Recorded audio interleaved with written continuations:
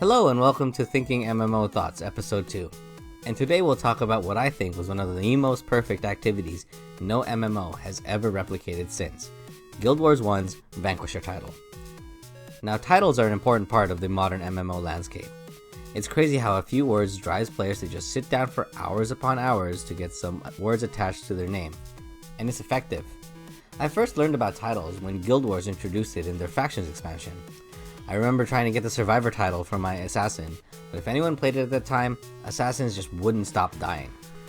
My hopes were dashed pretty quickly, and after that, I was in the camp that was happy it existed, but didn't actively engage with it.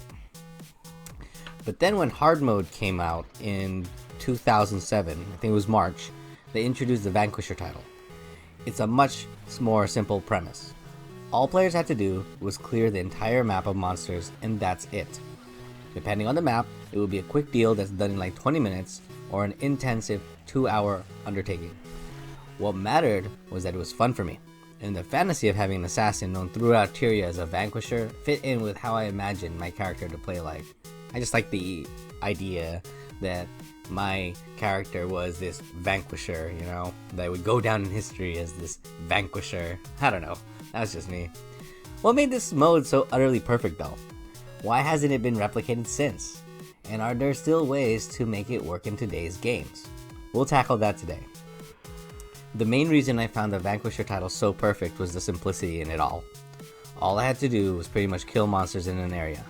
I got a chance to do it in my own pace, and I just had a chance to enjoy the journey. There was also a measurable win condition. The feeling I got from when that red helmet icon turned into a golden one just had that nice, satisfying dopamine hit of a job well done.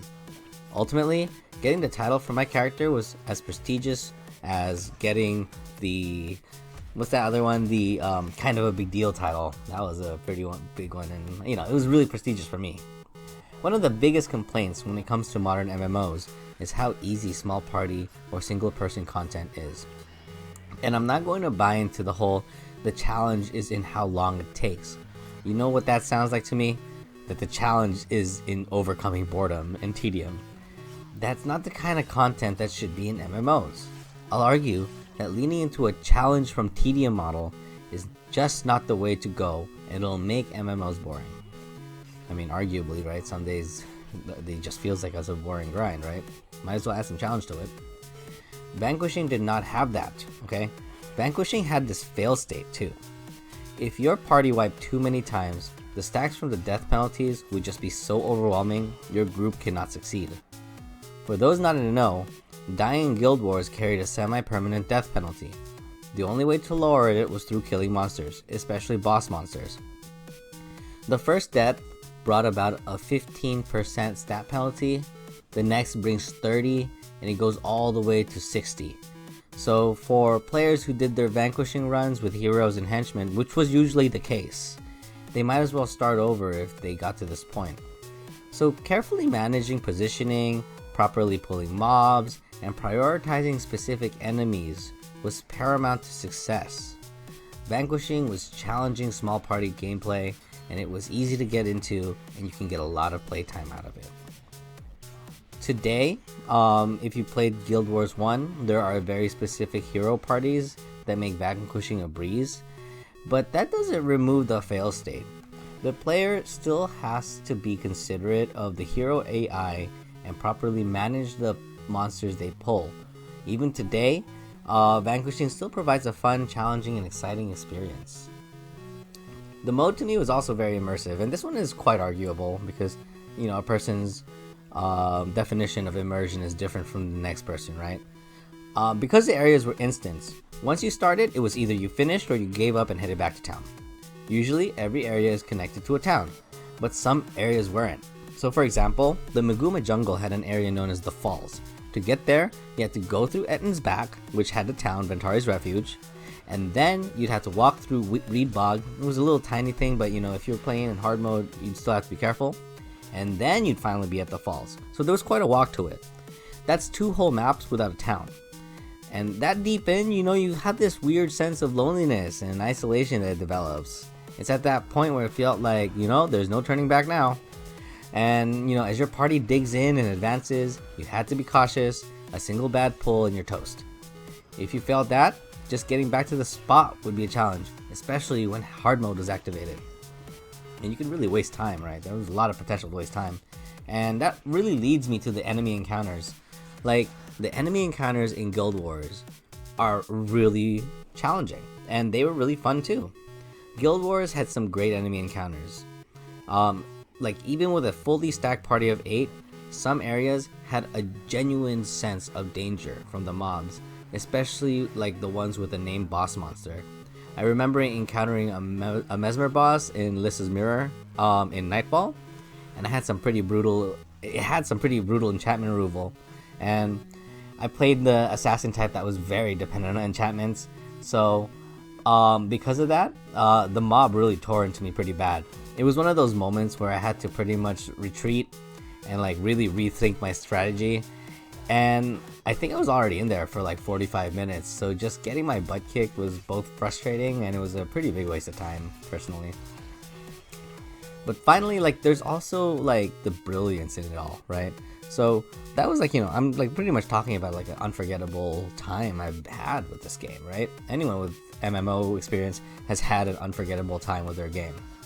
But to me, there was also just a level of brilliance to it. And once again, it goes back to the simplicity of this whole thing.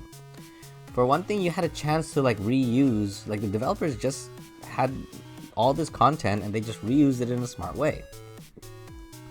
The game also had a cartographer achievement rewarded to players who explored every inch of Guild Wars, and combining that with the Vanquishing was a great way for like the arena net that was to squeeze as much gameplay out of their zones as possible. I just said that, right? So, and I really think so.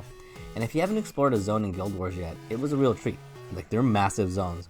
Like I said, some of those Vanquishings could last for hours, and it was because of the sheer size of the zones. There was something about each area that was just unforgettable. I'll always remember the ice imps that inhabit mineral springs. It dropped the icy dragon sword too. I'll always remember the danger the wardens posed in the Echo Vault Forest. And the frozen whirlpool of the unwaking waters. If you ever just see that design, it's just one frozen whirlpool full of like ships and scary dragons and monsters.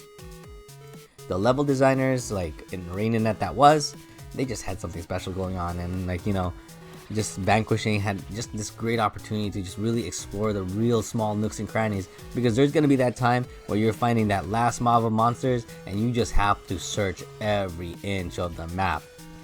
The level designers of ArenaNet, like I said, they had something going on. Like, it was special, and it was just mind-blowing. But yeah, I do admit that Guild Wars isn't actually seen as a true MMORPG. I mean, sure, they won like MMORPG of the year from some websites and stuff, but even ArenaNet went out of their way to call it like a CCORPG. And like that stood for Competitive Cooperative Online RPG. But just because it's not a true one does not mean the MMORPGs of today could not learn from it. It's like Vanquishing is just one of those tasks that seems to have been lost in like everyone's rush to endgame. And when I mean everyone, I mean the players and I mean the developers as well. Like, the closest thing I can honestly think of when it comes to this kind of gameplay is Final Fantasy XIV's Deep Dungeons, but it's different. It's more like a time roguelike rather than clearing the area of enemies and really taking your time. And really, that begs the question, is this still something an MMORPG can replicate? And I'm gonna say yes. I'd argue that even like today, like especially today, they will do a better job because the technology available today is just so much better. I wouldn't be against the idea of making instant versions of Guild Wars 2's maps for the purpose of vanquishing enemies. And if they can't find a lore related reason to allow vanquishing to happen, hey, I'm totally for the idea of some kind of rift thing where players are sucked into it, into some missed memory, and then the map is just like repopulated with like other scary monsters, right, with various forms of entities, and that would be pretty cool. And I don't mind how realistic that is, but the point is, like, an easy implementation is what matters. And if we were to stick with like Guild Wars 2, right, if throughout the years with the living world, there's so many instance areas that just could be reused for the singular purpose of filling with monsters and clearing them out. And of course, you don't have to limit it to just Guild Wars 2. Any MMO should be able to implement this in some other way or another. The whole point is that the content is being reused for a meaningful reward and you get a chance to explore. And yeah. But yeah, I really do think that we should bring back Vanquishing.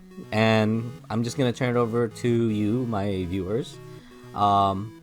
Do you think Vanquishing should make a triumphant comeback to the MMO space?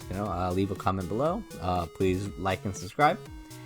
Really appreciate it. I'm really trying to get this channel going. And yeah, thanks for watching. Bye.